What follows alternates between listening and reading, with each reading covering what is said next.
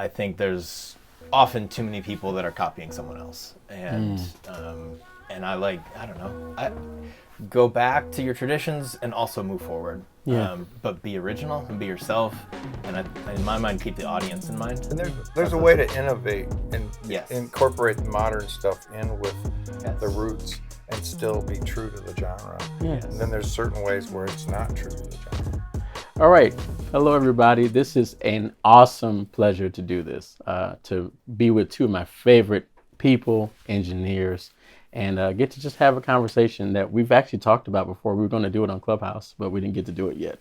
So maybe this will be the preamble to that. But anyway, thank you, John Mike, for Gospel Producers and having us here to do this. And let's just talk to these two gentlemen here, Yosh and Jon Blass. If you don't happen to know who they are phenomenal engineers, mixing, tracking. They have a long tenure in gospel music and other musical styles, I'm sure, of course. But we're talking about gospel primarily today. And this gentleman here, I would say, is the predecessor to us doing what we're doing. And he's had a just magnanimous impact on gospel music as we know it. You may not know the name, but you may know some of the songs that he's mixed and presented for us to hear, learn, and cherish over the years. So let's kind of start with Yosh. Thank you for being here with Gospel Producers. And hey, how you doing? Good. Doing fine. What's going on? Well, let's kind of talk about the career a little bit, just a little bit. My personal first expose to you was through Sanchez Harley, or at least one of my first ones. And Chaz would always say, man, you got to get Yosh. You got to get Yosh. I didn't even liar. So, of course, I didn't even know your first name because he kept calling you Yosh. He never called you John. Of course, I didn't know how to spell it. I thought it was Yosh versus Jasszcz, I believe is the correct spelling. That's pretty good. So, yeah, I try to get my ABCs together. So, anyway, you've had just amazing career. Mixing music, but gospel's has been great. Okay, so here's a little aside here. So I met this guy in New Orleans, and how old were you? I don't remember. 20 years old? Yeah, maybe. 22? No, it's older than that. Okay, 23. That was our second meeting, I think, actually. And he's in the middle of recording, what was it, Bishop? We did the Bishop Morton record together. Bishop Morton's record. Yeah. And he has to deal with Kurt Carr and Bishop Morton when he's a young guy. It was amazing. Like 2006. He had everything going on at this live recording, and we got the live recording going. And then when we finished the live recording, he had to record all the overdubs, and you were recording a 002 or something. What was it? I brought my brother's 12-inch PowerBook Mac, a Digi 002, and a Mackie 16-channel mix. And we just set him up in a room. We did the same. And he just started recording, and he. And he dealt with a really good producer and handled it really well for never really doing it like that before. He had experience doing stuff up in St. Louis. St. Louis, but to have to deal with that that was amazing. Like I was so impressed because if I was 23 and I was thrown into that, I don't know what would have happened. It was definitely a moment to cut teeth. Just to give you the backstory, we did the live recording. I was the live sound engineer, monitor overseeing that part, even overseeing production, backline, and then recording dubs in the sanctuary. We even had a rock room that we transitioned into. So we set up a makeshift studio for you, basically. So you could do lead vocals and then choir out in the church. Yeah, I did that, and the bishop did his overdubs in the office. Yeah, it was good. Yeah. So anyways, this guy's amazing, so I'm done. So again, but our first meeting was actually at a GMWA. You were recording with Women of Worship for Sanchez. Okay. In the truck. I think it was you and Dave. Dave. Yeah, Dave from Watermark. Yep. I think it was his truck, but you were the engineer at the time. Dave Habinger. Yeah. So, but man, like I said, going back to mixing, let's talk about Benson and the Dan Cleary Cloudburst days. Yeah, I should not know that, right? Wow. I remember, like I said, Sanchez talking about you, but I would see your name on these records, like with Carmen commissioning the Christ Church Choir album. I think there was like all the Hezekiah Walker stuff. I don't know if you did all of it, but the one that sticks out. Randy Poole did some of that. And we happened to be at the pool room. And we're at the pool room in Randy Absolutely. Poole. So how that happened was, I lived in Detroit, and I worked with Commissioned and a lot of other people, a lot of Detroit people, and before that, P-Funk and Bootsy Collins and all that. But we were probably like on the 6th or 7th Commissioned album when I met Dan Cleary from Nashville. Well, Fred's or Commission's record company was in Nashville, and they always wanted us to come to Nashville to mix. And we're like, we're not going to Nashville. Like, who would go to Nashville to mix when you're in Detroit? Like, we don't mix this kind of music, and they don't mix music like this in Nashville. And I'm like, because for my generation, Nashville was about hee-haw. You guys don't even know what that show is. Yeah. But we were prejudiced against Nashville people. And honestly, we really were. And so I wouldn't go mix there. We were mixing in Detroit and Detroit studios. And but then one day, this guy, Dan Cleary, comes from Nashville. He's an A&R guy for Fred and Commission. And he goes, man, I need you. He came to the studio, and he was actually doing some project, which the project you were just talking about. What was it? The Commission, Christchurch. Yeah. And we tracked all the stuff with Commission. And then he made me come back to Nashville and mix the stuff. And of course, as soon as I got here, I fell in love with this town immediately. It was like instantaneous. I was wrong. It just goes to show you, you don't judge a book by its cover. Yeah. And I was introduced to this incredible studio system here at the time. And it still exists, but not like it did back then, where we worked from studio to studio to studio, setting up mix situations every 10 to 12 days in different studios. And we got to learn, myself and my assistant, to learn all these different consoles. Like one day you're working on SSL, next day next month you're working on Neve, whatever, or an API. And so it was an incredible educational experience going from Detroit to here. Sure. In Detroit it was more, I got my chops going with tracking and then mixing, and then coming here was another whole new thing where you explored people and gear and made relationships. So that's all I got to say about that. So let's go further into gospel. Like I said, I mentioned Hezekiah Walker, even the Live in Toronto record, which was a horrendous story as y'all had that happening for the travel part. Yeah, there was a blizzard. Right. Yeah. So trying to get there was crazy. So even to present day gospel, and I think this is where we can kind of involve Blass going forward, because of course you developed a sound, and you weren't the only sound in gospel, but in my opinion, and I can go on record saying it, I think you are definitely one of the most robust sounds that happened, one that really stuck out.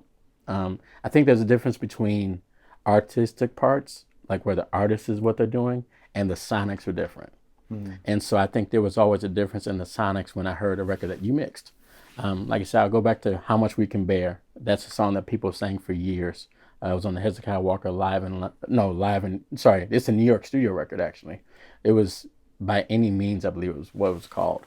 But just hearing the sopranos come out of the left speaker, altos out of the right speaker, and the tenors in the middle saying, how much we and the choir joins together we can bear. That was a cool thing. I was just playing drums. I wasn't really mixing, but I just thought, man, this is different. Like, it felt like Star Wars, something happening, things coming out of different places popping out. And then, of course, over the years, you changed that nomenclature. Yeah, but whenever there's a situation like that, I'll end up handing it back out again. Yeah. If they're call and answer, I'll definitely do that still. Yeah, so you've, like I said, gone from boards, SSL, API, maybe Neve or whatever the case is, integrating Pro Tools, digital means, and having assistants to help you get through this process. So how did you and Jon Blass meet? Oh, Jon Blass was in college. I was, yeah. And he got a hold of this, of Nicole Cochran, who she was a kind of like my manager or something, that type of person who took care of all the bookings. And he said, hey, can I come and intern for Yosh? Right? Yep. Is that what happened? Yep, that's exactly what happened. And I said, who is this guy? He's from where, Michigan? What city was that? Allegan. Allegan, Michigan. Yeah. And I'm like, cool. No way. No. I said, sure. And he came up to Nashville. Yeah. And I threw him into the fire like the first week. We went to do Hezekiah Walker, right? Pretty much. That was, one of the first things we did was we went up to Philly to do a Hezekiah Walker record. Mm-hmm. And then we flew down to Texas to do a Kurt Carr record. We did all in one weekend, like Oh my pretty much God. like 3 or 4 days. And you said I was good. He's the guy. And it was fun. We did that, and then we came back to Nashville, and he hung out and interned that summer. Yeah. And then he went back to school, finished school, and then came back up, and then we started working together in 2009, Yeah, 10-ish. beginning of 10, yeah. Yeah, beginning of 10. Wow. Yeah. And then we and we did that for 4 years, I guess. So how was that experience interning? I mean, I can't imagine that first being thrown in the fire thing. Like I said, I had one album. You had two with two major artists. That's nuts. So It was having someone like Yosh, manage your intern was honestly it's an incredible experience. He was generous enough to let me into every part of his process. And sometimes that meant I was sitting in the back of the room on my laptop cleaning out tom tracks for a live record. Sometimes that meant I was just sitting next to him learning what a kick drum's supposed to sound like. And he just let me be with him the whole time. And that's a huge investment on his part. It's a sacrifice for him to take me on trips, like to do the Hezekiah record and to do the Kurt record. And it's an investment on his part to invite me into his space, into his process, into all of that. And he put himself out and let me do that. And when he had a day that was, if he thought it was going to be boring or he had the day off or whatever it was, he called his friends and said, "Hey, can my guy come hang out with you?" And so I hung out with Randy Poole, and I hung out with some producer friends of his, and I got all kinds of experiences and relationships because of his willingness to be such a great intern leader. Yeah. it goes to my earlier statement. Some of my favorite people, not just musicians, because I know musicians, engineers, we have some that are really, really nice, and some we'd rather not be around. So it's just cool that the persona is like just as cool. But the thing was, is with John, he always stepped up to the plate. I'd say, "Hey man, you need to go record this piano for Mano Haynes over at the studio in downtown Franklin." And he'd look at me like, "Okay." And he had never even been in the studio before, and he just went in there and set it up and got it going and recorded it. Yeah. And then brought the files back, because then you had to walk the files back to the studio or drive them. Yeah. The internet was so slow you couldn't even move files around that way. Absolutely. Yeah, but so he stepped up to the plate, and I've always tried to help people out from the ground up. When they start out, still doing that. In Arizona, I'm still doing it. You, I'm a witness. I've got an intern in Arizona now, and he's great too. He's stepping up to the plate all the time. He's So I gotta tell doing you, all that dirty work now. That's- cleaning out those toms and things. It's something you got to learn, right? man, Yeah, it's absolutely. like cutting your teeth, rites of passage kind of thing. Yeah. I'm kind of jealous of you, Grant Green, Chris Yoakum, because you guys got to be interns. I had to watch it from afar and just try to guess. So I'll never forget playing one of my brother's albums for you at the house. And I was nervous. It was like playing Michael Jordan in basketball and like just know I was going to get stomped. And when he said, "Dude, I like this," I'm like, okay, you have to find something wrong with this. I mean, but it was just really cool that, again, you've been open. I'll say now you've kind of got some generations outside of you, because now, because of your investment, we look at people like Blass, and man, I'll say it, I might be wrong, but between you two, like over half of the gospel music genre is being touched by your hands alone. I mean, Well, we're hopefully talking, it'll be more touched by you in the future. hey, hopefully so. Yeah. And well, let's talk about that. We've actually appeared on the same album a couple times now. Yeah. I think the Diamond Clerk and a Different Song album. And even though engineers don't get awards, we won a Stellar. So that was pretty cool. It's cool to be in the conversation with you guys, because to go from reading your names to getting to know the people and then being able to share these moments is just priceless. So even talk about the transition. So of course you were an intern. Yeah. And now I'll just speed way down the highway. Some of the clients you had and you were interning for now have become your clients, even without presence of Yosh. So how's that been, even for working with the artists, the clients? Was it the same? Was it a little different? What things did you find differently about that process? Was it the same? I mean, it's a totally different experience. Yeah. When you're thrown right, when you're thrown into the sea. when you're the guy in charge, Yeah, right? yeah. Totally different experience. And there were some records when Yosh gave me more responsibility than others, and so like he's been in this game long enough to know how to groom an assistant to get more responsibility and to learn more things, and so that prepares you in some respects for that. Yeah. And in some respects, you got to figure it out, and it takes years. Yeah. And I'm still figuring it out. We all are.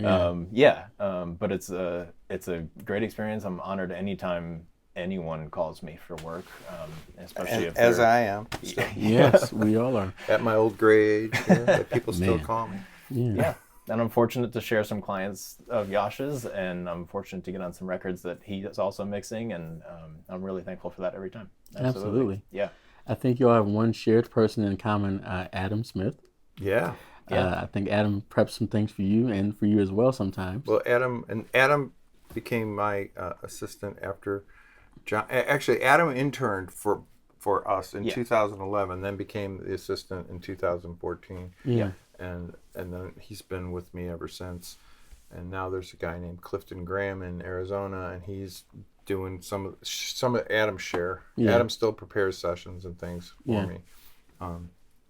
But all brilliant people, way smarter than I am. These guys are geniuses, Apple geniuses, I might add. In fact, did you know They both Adam are, was yeah. Adam was an Apple genius, and so is Clifton. Yep. I always stay with the geniuses. That's got it my tight. my. That's smart. That's what Smart I decisions. Yes. Yeah. So let me ask you this. I mean, of course, you guys, between you two, have mixed a bunch of albums, singles, everything else. How do you feel about where gospel's going now in terms of the creative part / things that'll be sustainable? I mean, you've always talked about it. I'm sure you share the same opinion. It starts with a great song. Yeah. And there are times that I've seen you, dare I say, from the back end, produce after the production is done to help make some of those decisions that will make the song even greater. So even from that nomenclature of a great song, where do you see gospel going now? You've had multiple repeat clients, songs, sonics are changing or not. What do you think? Well, sonics aside, I just wish gospel would go back to its roots. Mm-hmm. There's no need to do all this other. It's a genre that goes deep into the deepness of the South and of black music, and I don't like it when it gets homogenized by other kinds of music. So my favorite music is when it's real gospel music, and it's heartfelt and comes from the Delta, man. I get it. You know. Yeah. So, or from the inner city of Detroit or wherever, you know, Yeah. Chicago, Philadelphia, Yeah. New York City, Los Angeles. You know, it's all, that's what I like to listen to and what I like to mix. Mm-hmm. So don't fire me, you know, but some people may fire me right now, but that's okay. Yeah. But I just love when it gets down deep in your soul and you feel, you know, the Spirit of the Lord in that music, because you don't always feel it when it's homogenized and pasteurized. That's my opinion right now. So Yeah. I just want to let you know. Cool. What do you think, John? I think getting back to the roots is a good way to put that. Authenticity is how I think about it. Mm-hmm. I think that's what grabs you, I guess. I think there's often too many people that are copying someone else, and I don't know. I go back to your traditions and also move forward. Yeah. But be original and be yourself. And in my mind, keep the audience in mind. Yeah. That's who you're making these records for. So know your audience and think about how they're going to listen to the record. And there's a way to innovate and Yes. incorporate modern stuff in with Yes. the roots and still be true to the genre. Yeah. Yes. And then there's certain ways where it's not true to the genre. The idea isn't to never change. The idea is to maintain the tradition and innovate it and move forward. Yeah, absolutely. So I kind of function a little differently than you guys, a little bit, because I'm on sometimes the player side of the recording, and then I get to join you guys on the post part, the mixing and editing part of recording. And so for me, that just rings so true. I think a lot of times people chase what they think success is. Yes. And that's for the copying part. And sometimes it could be, imitation is flattery sometimes. But as my pastor, Bishop Walker says, Joseph Walker says, God anoints originals, not copies. And so I think a lot of times we lose that essence, as you just said it. Sometimes I think when it comes to mixing, don't you just love seeing about 160 tracks coming at you? Very, very, very, very not true. But I think that's part of the homogenizing that happens, thinking that more equals better. And I think sometimes an old adage I've heard is less is more. It's definitely less is more. Yeah. And tracks will be way bigger the least amount of tracks you use. Yeah. There's one thing, a certain part of a song can get really, really big, on purpose by making it thicker or whatever with layers, but there has to be space. If there's no space, then it doesn't feel as good. It's just not going to feel great. All right, let me jump in here real quick, guys, with a quick sponsored segment. So we just released Jaszcz Warehouse Volume 2, boys and girls, and I'm really excited to show it to you today and present it to you guys today. We went in real deep on this one. We sampled over 13 brand new snares. We sampled 3 new kits, like full kits, the kick. We got toms. We even threw in your 8-inch, your 10-inch, we threw in an 18-inch tom. So we got some big nice sounding toms on here that you guys were asking for. We also sampled a vintage 1970s Ludwig Birch kit. It sounds amazing. It's in the pack and you can check it out. We got Yosh to sit down and create presets for Trigger for us. And it's really, really dope. It's really, really amazing. And you get the opportunity to actually hear some of Yosh's favorite combinations with these snares and these kicks that we have. So right now we're doing a special intro price of only $79.99, and that is only to this Friday, boys and girls. So you have your opportunity to get it at a low price, and it goes back up to like $99.99. You can also get the bundle of Volume 1 and Volume 2 for only $149, and these are the best sounding drum samples on the internet, period. Not lying to you. I promise you, the proof is in the pudding. You can take your drums from sounding like this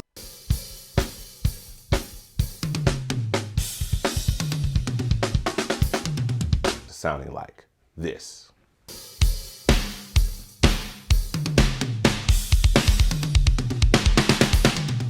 So go grab it now. The link is down in the description of this video and get the best drums of your life. So I'll tie this in. We happen to be at the pool room, Randy Pool Studio, and we're tracking the Jaszcz's Drum Warehouse Part 2. I happen to be the drummer. Hope they don't fire me. He's the man. So I think the running joke, I even talked to Dance Ray one time and he said, yeah, you're making my records now. I've never been hired to play, but maybe the samples are making it. But let's talk about the innovation of, once again, the innovation of adding samples to records. Kind of what's the point and purpose of it? Some people say, I want to have the real blood of the drums, but what's your nomenclature, your thoughts about it? I mean, normally I try to, depending on how well the drums are recorded, I try to start with the natural drums and then just complement those drums with samples. If the drums are not recorded well or they're really just terrible choices as far as the drums that they pick for the song, then you may have to make the sample more prevalent. But most of the time I try to get all the attack from the original kick and snare and toms and everything, and then just try to complement with it. So that, because especially when there's a really dense mix, you have to figure out a way to punch through that mix with the drums without the drums being super loud. So that's what samples do, because they can stretch out the length of a snare without a ton of reverb or whatever, and still, if you work hard enough, you can make it sound fairly natural. I've not always been successful at that. I admit it. You guys can, criticize me. That's fine. But I try, and most people don't realize how some of the tracks arrive at my destination. So we're constantly trying to figure out how to give the best product, even if it's done on a low budget before it ever got to me. But anyways, that's what I do, with samples. It's like a philosophy of trying to get the most out of the original drums and then make the track grow with samples. And once in a while, we don't use any samples. So. How do you feel about it, John? I mean, Yeah, I it's all driven by the song, right? Like sometimes I think a more sampley sound is what's asked for and Sure. what's required.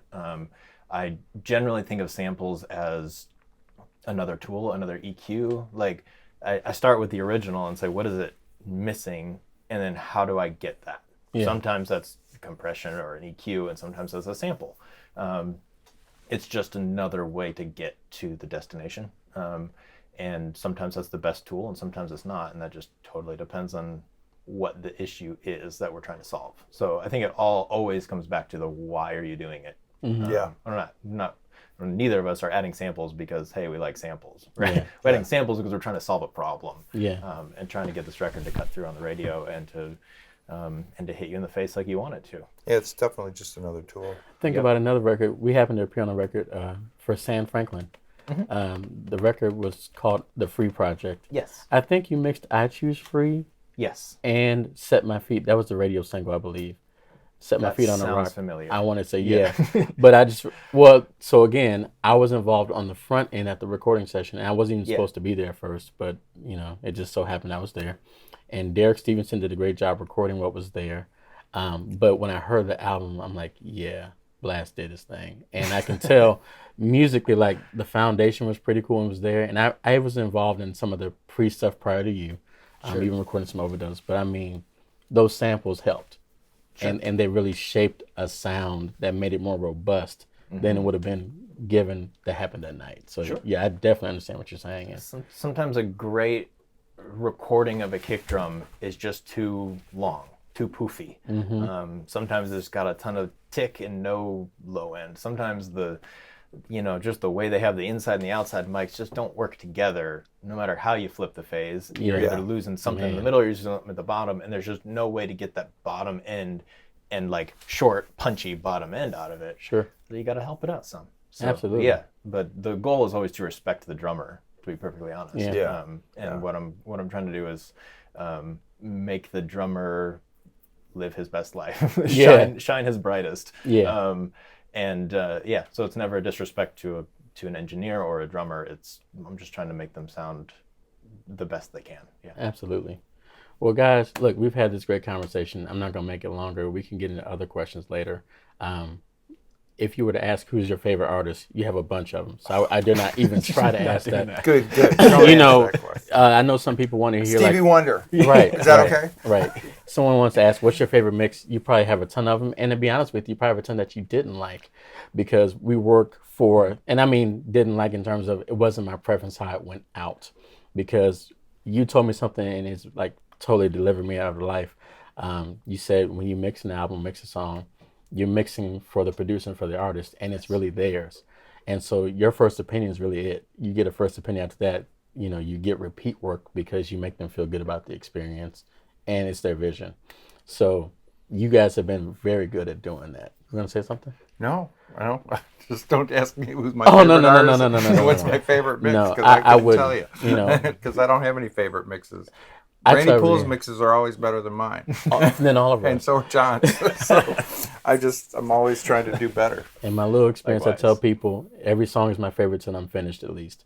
And when I'm finished, at least I've given it my best toward it, and everyone should be representative of what you want to do and make other people shine. So When you come back to the mix a month later, it's no longer your favorite. You want to change it all. Yeah, Absolutely. Exactly. Yeah, Absolutely. Every single one. yeah, Yeah. and like I said, but it's never ours totally. It's the artist, it's the producer. Yep. It's everything, it's the whole comprising of everybody. So we talked about the fact of dense mixes. We talked about the fact of making the drummer sound good with samples. And we talked about sometimes less being more. So with that being the case, those are pieces of wisdom and things that you do in process. If you had to give some people that are aspiring to become the Yosh, the Jon Blass, great engineers, what would you tell them? Just a couple things that might, 2 pieces of advice that you would give them that may help them along their way. Well, the first thing is, it's not your record. It's the artist and the producer's record. And you're just there to facilitate their vision. And so no matter what you think it should sound like, you have to get inside their head and figure out what they want it to sound like and try to achieve their goal, and do it in a way where they feel good about what you're doing and you feel good about what you're doing, and just be cordial and get the job done, because it's not your record as an engineer. It's you have to make a lot of people. There's more, in fact, there's more than just the artists and the producers. There's all the other, there's record people, whatever, and you have to figure out a way to make it sound big and beautiful, and then you can, and you still have, you may have to make a compromise to what you really think should be the best sound, but it's still going to come out great no matter what. Like if it's a good record, if it's a great song and it's a great production, it's going to come out great, whether you think the kick drum should be louder or not, you know. Sure. But you got to make the client happy. So that's my goal, is to make a client happy, not myself completely happy. I got to be happy, but not. It's the client that's most important. Yeah, it's like you told me, man. It's theirs. Yeah. So I agree. But they're also coming to you for your skills and your artistry. Yeah. And so it's always a weird balance. Yeah. And you invest yourself into it.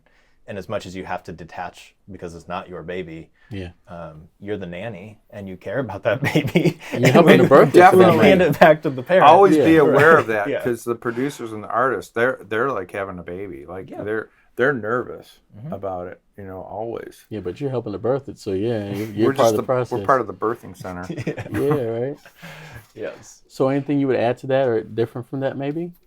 Certainly not different from that. I think piece of advice for younger engineers to me is make yourself useful throughout the process. It's sort of, I mean, everything from the basics of just make the client happy, it's customer service, to when you're the young one, the assistant, the intern, if you're not useful, you're not going to be there anymore. And that's something I learned through my internship with Yosh, and something he guided me as I went back to school. I mean, during that Hezekiah Walker record, one of the first things we did together, I was an assistant, and I was an intern.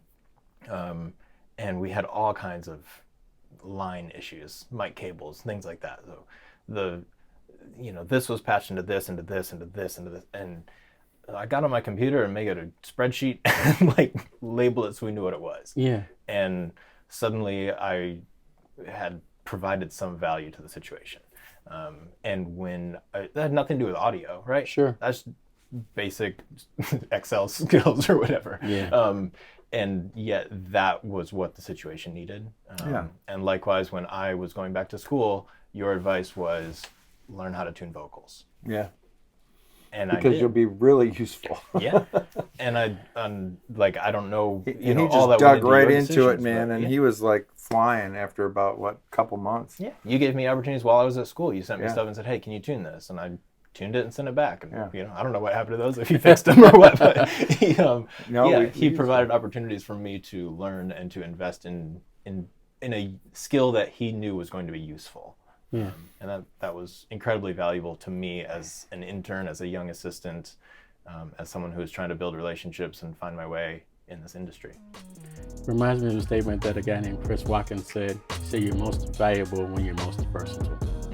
And you just said it well, be available. And I think sometimes engineers, some, not you all, can be like, I'm just this. But when you're humanistic and you're caring, compassionate about the process, it makes everybody feel good. Yeah. And those kinds of things evolve. I think sometimes you need to be a jack of all trades and need to figure it out. And sometimes you need to niche down a little bit and stay focused on what you do and do it well. So, yeah. Great words. All right, everybody. Thank you so much. Great time with Jon Blass and John Yosh. Take care. Peace out.